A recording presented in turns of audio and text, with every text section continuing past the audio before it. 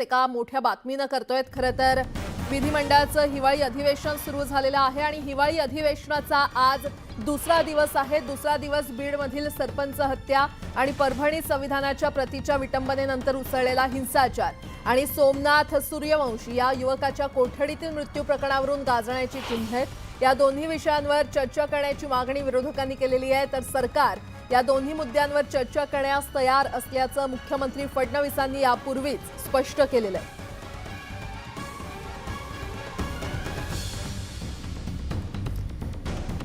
तर आज विरोधक पुन्हा एकदा सत्ताधाऱ्यांना घेण्याच्या तयारीत आहेत। सरकारकडून मात्र चर्चेची तयारी असल्याचं देवेंद्र फडणवीसांनी स्पष्ट केलेलं आहे। हिवाळी अधिवेशनाचा आज दुसरा दिवस आहे। बातमीपत्रामध्ये आता पाहणार आहोत सकाळच्या महत्त्वाच्या 100 बातम्या। सुरुवात करूयात। राज्य मंत्रिमंडळाचा विस्तार पार पडून 24 तास उलटून गेलेत, मात्र अद्यापही खातेवाटपाचा काहीच पत्ता नाहीये। महायुतीच्या प्रमुख नेत्यांची बैठक होणं अपेक्षित होतं, मात्र अद्यापही बैठक झालेली नाही आणि त्यामुळे सर्व मंत्री शपथ घेऊनही बिनखात्याचेच आहेत। मंत्रिपद नाकारल्यानंतर छगन भुजबळ नाराज आहेत। दरम्यान येवला लासलगावला जाऊन लोकांशी आणि कार्यकर्त्यांशी चर्चा करून पुढचा निर्णय ठरवणार असल्याची प्रतिक्रिया त्यांनी दिली आहे। पुन्हा अधिवेशनाला जाणार नसल्याचंही ते म्हटलंय। नाराज असलेले छगन भुजबळ कार्यकर्त्यांचा मेळावा घेणार आहेत। बुधवारी सकाळी 11 वाजता नाशिकमध्ये मेळाव्याचे आयोजन करण्यात आलंय। यावेळी भुजबळ मेळाव्यामध्ये काय बोलणार याकडे सगळ्यांचं लक्ष लागलंय। शरद पवारांच्या सांगण्यावरून अजित पवारांनी भुजबळांना मंत्रिमंडळातून डावलल्याचा आरोप नवनाथ वाघमारे यांनी केलाय। भुजबळ आणि पडळकरांना कॅबिनेटमध्ये न घेतल्यास स्थानिक स्वराज्य संस्थांच्या निवडणुकीमध्ये परिणाम भोगावे लागतील असा इशारा त्यांनी दिला। अखिल भारतीय महात्मा फुले समता परिषदेच्या कार्यकर्त्यांकडून सामूहिक मुंडन करून महायुती सरकारचा निषेध करण्यात आला। छगन भुजबळांना मंत्रिपद नाकारल्यानं भुजबळ समर्थक आक्रमक झाले। मंत्रिमंडळात माझं नाव होतं असं मला सांगण्यात आलं होतं, मात्र दुसऱ्या दिवशी माझं नाव यादीमध्ये नव्हतं, त्यामुळे असं काय झालं आणि माझं नाव कुणी कापलं हे मला माहिती नाही असं वक्तव्य सुधीर मुनगंटीवार यांनी केलं। मंत्रिपदासाठी माझं नाव आहे असं सांगण्यात आलं, मात्र माझं नाव मंत्रिमंडळात नव्हतं। मी दिल्लीमध्ये जात नाही, त्यामुळे माझं नाव कुणी कापलं हे फडणवीस किंवा बावनकुळे सांगतील असं वक्तव्य सुधीर मुनगंटीवारांनी केलं। सुधीर मुनगंटीवारांनी नाराजीच्या चर्चांवर असलेलं मौन अखेर सोडलंय। मी नाराज नाही, मात्र ज्यांचा मुलगा दुसऱ्या पक्षात जाऊन लढला त्यांना सुद्धा मंत्रिपद दिलं असं म्हणत सुधीर मुनगंटीवार यांनी अप्रत्यक्षरित्या नारायण राणेंवर निशाणा साधलाय। परभणीच्या घटनेच्या निषेधार्थ आज विक्रोळी बंदची हाक देण्यात आलेली आहे, त्यामुळे कडकडीत बंद पाळण्याचं आवाहन भीम सैनिकांनी सर्व दुकानदारांना केलंय। पंतप्रधान संग्रहालय आणि वाचनालय सोसायटीच्या एका सदस्यानं नेहरूंची पत्र परत करण्यासाठी राहुल गांधींना पत्र लिहिलंय। देशाचे पहिले पंतप्रधान पंडित जवाहरलाल नेहरू यांच्याशी संबंधित कागदपत्र परत द्यावीत अशी मागणी पत्रातून करण्यात आली आहे। राज्यात केवळ 6 व्याघ्र प्रकल्प अस्तित्वात आहेत। विदर्भात वाघांची वाढलेली संख्या पाहता मध्य प्रदेश या राज्याप्रमाणे महाराष्ट्रात आणखी 2 व्याघ्र प्रकल्पांची निर्मिती होणं काळाची गरज आहे, मात्र याबाबत वन विभाग प्रयत्नशील दिसून येत नाही। आता एक मोठी बातमी। नागपुरात विधिमंडळाचं अधिवेशन खरं तर सुरू आहे। काल अधिवेशनाचा पहिला दिवस होता आणि त्याच संदर्भातली एक मोठी बातमी। अधिवेशन सोडून भुजबळ हे नाशिक दौऱ्यावर निघालेले आहेत। नाशिकसाठी ते रवाना झालेत। आज ते कार्यकर्त्यांसोबत संवाद साधणार असल्याचं कळतंय, तर ते कार्यकर्त्यांच्या भेटीगाठी देखील घेणार आहेत। कार्यकर्त्यांसोबत संवाद साधून ते कोणता निर्णय घेणार याकडे आता राजकीय वर्तुळाचं लक्ष लागलंय। येवला लासलगाव इथे जाईन आणि कार्यकर्त्यांना भेटेन, त्यांच्याशी बोलून मग काय ते ठरवेन असं भुजबळांनी सांगितलंय।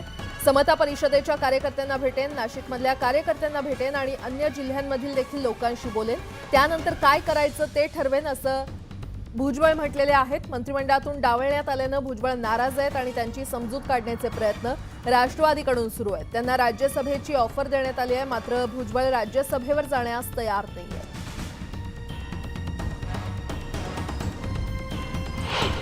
मंत्रिमंडळाचा विस्तार होताच महायुती सरकारनं लाडक्या बहिणींना खुशखबर दिली आहे। मुख्यमंत्री लाडकी बहीण योजनेसाठी 1400 कोटी रुपयांची तरतूद करण्यात आली आहे। विधानसभेत या संदर्भात पुरवणी मागण्या मांडण्यात आल्या। विधानसभेत पुरवणी मागण्या मांडण्यात आल्यात आणि यामध्ये एकूण 35,788 कोटींच्या पुरवणी मागण्या मंजूर झाल्यात। त्यात मुख्यमंत्री बळीराजा वीज सवलत योजनेसाठी 3,050 कोटींची तरतूद करण्यात आली आहे। ॲग्रिस्टॅक योजनेच्या माध्यमातून कृषी विभागाचा डेटा आणि डिजिटल सेवेचा वापर करून त्याचा लाभ शेतकऱ्यांपर्यंत पोहोचवला जातो। आजपासून या योजनेला सुरुवात झाली असून 31 डिसेंबरपर्यंत ग्रामसभांसोबत शिबिरांचं आयोजन केलं जाणार आहे।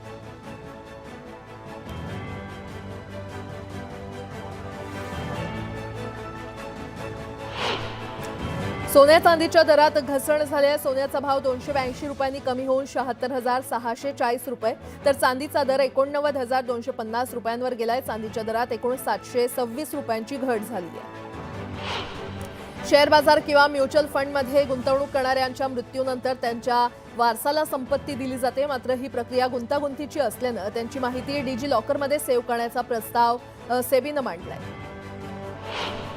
जाड धातूपासून बनवलेली 5 रुपयांची नाणी बाजारातून हळूहळू काढून टाकण्याचा निर्णय घेण्यात आलाय। ही नाणी ब्लेड बनवण्यासाठी वापरली जात असल्याचं समोर आलंय। एका नाण्यापासून 4 ते 5 ब्लेड बनवता येतात, त्यामुळे सरकारला आर्थिक फटका बसतो। नवीन वर्षापासून जुन्या वाहनांच्या किमतीमध्ये वाढ होण्याची शक्यता आहे। या जुन्या वाहनांच्या विक्रीवर 18% जीएसटी वाढवला जाण्याची शक्यता आहे। नागपुरात विदर्भवाद्यांनी धरणे आंदोलन सुरू केलंय। जोपर्यंत विदर्भ वेगळा होणार नाही तोपर्यंत आंदोलन सुरूच राहणार असा इशारा देण्यात आलाय। वाढवण बंदर महामार्ग भूसंपादनाच्या कामाला स्थानिकांनी विरोध केलाय। बंदर विरोधात स्थानिक शेतकऱ्यांसह काही संघटना आक्रमक झाल्यात। काम रोखण्याचा प्रयत्न करणाऱ्यांना पोलिसांनी ताब्यात घेतलं। पालघरच्या जव्हार, मोखाडा आणि विक्रमगड तालुक्यात 16 ते 20 डिसेंबरपर्यंत कुष्ठरोग सर्वेक्षण मोहीम राबवली जाणार आहे आणि या पार्श्वभूमीवर आरोग्य अधिकाऱ्यांकडून हर घर सर्वेक्षण अभियानांतर्गत सर्वेक्षण केलं जाणार आहे। माळशिरसच्या चौंडेश्वर वाडी ग्रामपंचायतनं सरकारला निवेदन देत चक्क हेलिकॉप्टर देण्याची मागणी केली आहे। गेल्या 70 वर्षांपासून रस्त्यांची मागणी पूर्ण होत नसल्यानं ग्रामपंचायतनं हेलिकॉप्टरची मागणी केली आहे। रावेरमध्ये मागील 186 वर्षांपासून दत्त जयंतीनिमित्त रथोत्सवाचं आयोजन केलं जातं। यावर्षी रथ ओढण्याचा मान महिलांना देण्यात आलाय। यावेळी रथावर रेवड्यांची उधळण करत दिगंबरा दिगंबरा श्रीपाद वल्लभ दिगंबराचा जयघोष करण्यात आला। कोकणात भात कापणी झाल्यानंतर जमिनीची मशागत करून पावटा, तूर आणि कुळीथ याचं पीक घेतलं जातं। यंदा या पिकांच्या रोपांची वाढ चांगली झाल्यानं शेतकरी सुखावले। रामपूर गुडेफाटा इथे एका अज्ञातानं माळरानाला आग लावली आणि यामुळे शेतातील शेकडो एकरावरील गवत जळून खाक झाले। त्यामुळे जनावरांच्या चाऱ्याचा प्रश्न ऐरणीवर आलाय। जळगावमध्ये उत्पादन वाढीसाठी शेतकऱ्यांना नॅनो खतं आणि फवारणीसाठी ड्रोन उपलब्ध करून देण्यात आलेले आहेत। दरम्यान या तंत्रज्ञानाबाबत जनजागृती करणाऱ्या मोबाईल व्हॅनचे जिल्हाधिकारी आयुष प्रसाद यांच्या हस्ते उद्घाटन करण्यात आलं।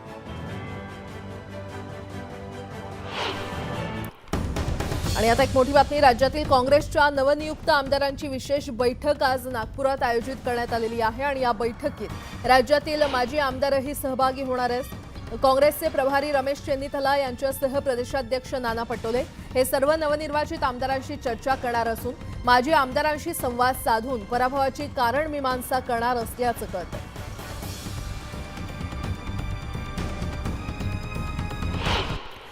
शिवाजीनगर हिंजवडी या शहरातील 3ऱ्या मेट्रो मार्गाच्या स्थानकाचं काम प्रगतीपथावर आहे। एकूण 23 किलोमीटर अंतराचं मेट्रो मार्गाचं काम पूर्णत्वाकडे आलंय। या मेट्रोमुळे हिंजवडी आयटी हबमध्ये काम करणाऱ्या काही लाख कर्मचाऱ्यांचा रस्त्यावरून प्रवास करताना होणारा त्रास वाचणार आहे। शिधापत्रिकेत तुमच्या घरातील शिधापत्रिकेमध्ये कुटुंबातील कोणत्याही सदस्याचं नाव अजूनही जोडलं गेलं नाही तर काळजी करण्याची गरज नाही, कारण तुम्ही घर बसल्या सदस्याचं नाव ऑनलाईन पद्धतीनं शिधापत्रिकेमध्ये जोडू शकणार आहात। त्यामुळे सर्वसामान्यांना दिलासा मिळालाय। इंदूर शहरात प्रशासनाकडून एक मोठी घोषणा करण्यात आली आहे। 1 जानेवारी 2025 पासून इंदूरमध्ये भिकाऱ्यांना भिक्षा देणाऱ्या लोकांवर देखील एफआयआर दाखल केला जाणार आहे। इंदूरला भिकारी मुक्त करण्याचं उद्दिष्ट साध्य करण्याच्या प्रयत्नांना एक भाग म्हणून प्रशासनानं हा निर्णय घेतलाय।